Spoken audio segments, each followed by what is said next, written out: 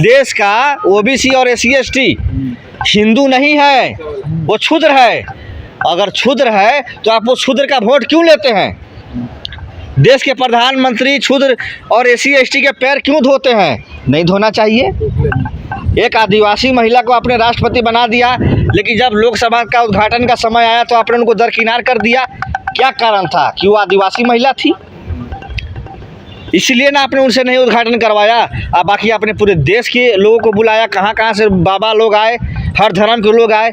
लेकिन एक राष्ट्रपति का जो संवैधानिक अधिकार होता है कि लोकसभा का जब शिलान्यास हो या उद्घाटन हो, उसमें देश का प्रेसिडेंट जाता है, लेकिन आपने उसमें कहीं नहीं पूछा। चाहे वो रामनाथ कोविंद जी हो, चाहे अभी के जो है ना वर्तमान की हमारी माननीय राष्ट्रपति महोदया है।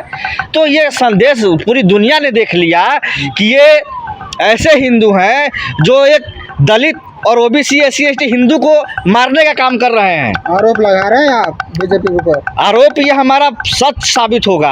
आप देखिए क्या कारण है कि दलित बेटी का बलात्कार हुआ और उसके माँ बाप को अंतिम संस्कार का मौका नहीं दिया। वहाँ का डीएम एसपी और माननीय योगी आदित्यनाथ जी मुख्यमंत्री थे। क्या हिंदू धर्म में अंतिम संस्कार का अधिकार किसे होता है? मैं अगर मर जाऊं तो मेरे इस बॉडी का पोस्टमार्टम के बाद अगर हादसा में मर गया तो, अगर नहीं मरा तो मेरे घर में जो बड़े बुजुर्ग हैं या मेरा बड़ा भाई है, वो मुझे अंतिम संस्कार का सारी रीति रिवाज वो करेगा। और जैसे मान लीजिए कि मेरे घर में कोई बुजुर्ग की डेथ हो गई तो हिंदू धर्म में है कि माथा छिलवाया जाता है। क्या कारण है कि माननीय प्रधानमंत्री जी का जब माँ का निधन हुआ तो उन्होंने अपना माथा नहीं मुड़वाया? ये कैसे हिंदू हैं? अरे वो देश के प्रधानमंत्री हैं। प्रधानमंत्री हैं, इसका मतलब आप जो है ना हिंदू नहीं हैं, सिर्फ प्रधानमंत्री हैं। तो आप जो है ना हिंदू हिंदू क्यों चिल्लाते हैं? जब आप खुद हिंदू धर्म का पालन नहीं करते हैं तो दूसरों को आप हिंदू धर्म के पालन करने के लिए आपसे कौन होते हैं देने वाले? और इस देश के 4 शंकराचार्यों ने कहा कि राम मंदिर का उद्घाटन अभी नहीं हो सकता क्योंकि अभी पूर्ण जो है कार्य नहीं हुआ है। फिर भी मोदी जी ने चुनाव जीतने के लिए उन्होंने उद्घाटन करवा दिया। लेकिन भगवान श्री राम जब नाराज हो गए तो अयोध्या से समाजवादी पार्टी के कैंडिडेट को चुनाव जिता दिया गया और वहीं बीजेपी के जो है लोग को जो है ना चुनाव हरवा दिया गया। तो इससे साबित हो गया कि भगवान राम भी अब बीजेपी के साथ नहीं है।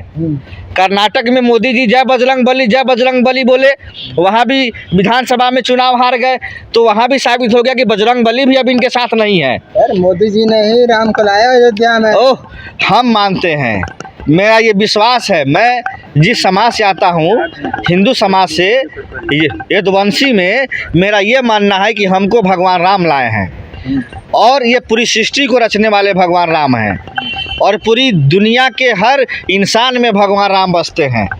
उनको हम आज हैं, चले जाएंगे, फिर भी राम रहेंगे।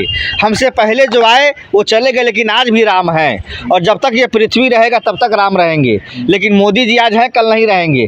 तो ये मोदी जी और बीजेपी और आरएसएस की क्या औकात है कि ये राम को लाएंगे? हम इनसे पूछना चाहते हैं कि ये राम के नाम पे तो खुद मलाई खा रहे हैं 15 सालों से। ये कौन होते हैं राम को लाने वाले?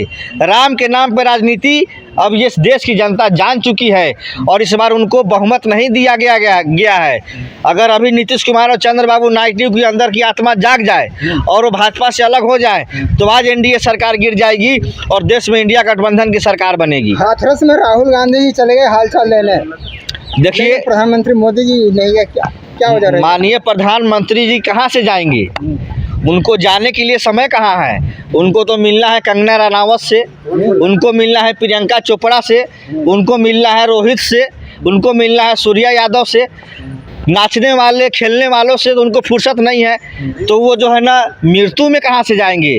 अरे जिसके घर में परिवार होता है ना, उसको परिवार का एहसास होता है। जिसने अपनी पत्नी को पत्नी नहीं माना, जिसने अपने माँ के जो है अंतिम संस्कार में उनकी शांति के लिए मुड़ नहीं छिलवाया, ऐसे आदमी को आप हिंदू मानते हैं? अगर वो सच्चे हिंदू होते तो इतनी बड़ी संख्या में वहाँ जो हिंदुओं की मौत हुई है वहाँ पे जाके उनके जो है ना शांति का जो है ना कार्यक्रम रखते, उनके हर परिवार को 20-20 लाख रुपए मुआवजा देते, उनके लिए उनके घर में से एक आदमी को सरकारी नौकरी देते कि उनके घर में किसी चीज़ की दिक्कत ना आए।